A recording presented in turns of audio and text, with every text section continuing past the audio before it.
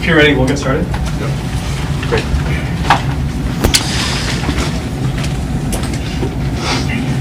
Good afternoon. My name is Corey Langhofer. It's K-O-R-Y-L-A-N-G-H-O-F-E-R, and I'm counsel for the Joe Arpaio campaign.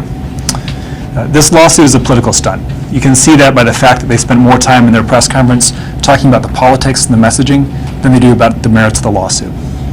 The fact of the matter is, the Arpaio campaign has every right to look at police reports and court records and to tell the public what they find in those records about Paul Penzone.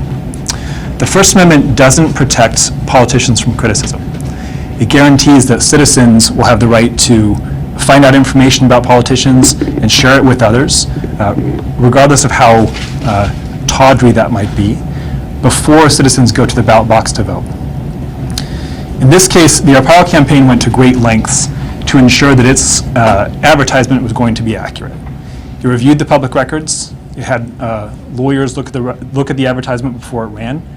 And we actually sent a letter to Penzone's own attorneys before the ad went up on the air to ask them to identify inaccuracies in the 2012 ad. The documents you've got blown up here and the documents you have in your packet are copies of the public records that support the allegations in the advertisement. And I want to be really clear about this. You've got copies of the police report that recounts Paul Penzone's ex-wife's allegations.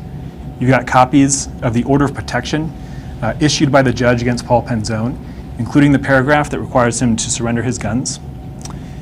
You've got copies of our letter responding to their letter. In the summer, we had a letter exchange where they said, if you run an ad, we will be suing.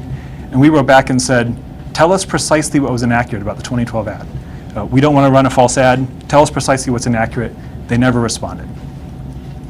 Today in their lawsuit, they said that Sheriff Joe would have known that Paul Penzone did not engage in domestic violence because when Susan Penzone, his now ex-wife, filed for separation, she didn't say that there had been domestic violence in the marriage.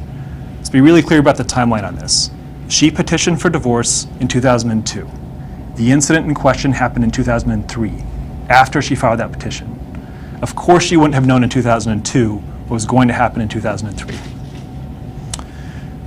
We're going to defend this lawsuit vigorously, and we're looking at counterclaims for defamation, for malicious prosecution, and for abuse of process.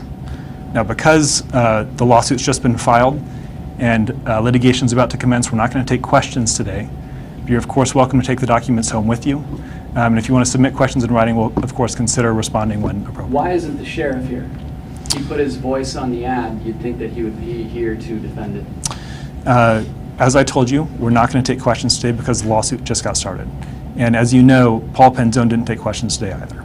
Thanks very much.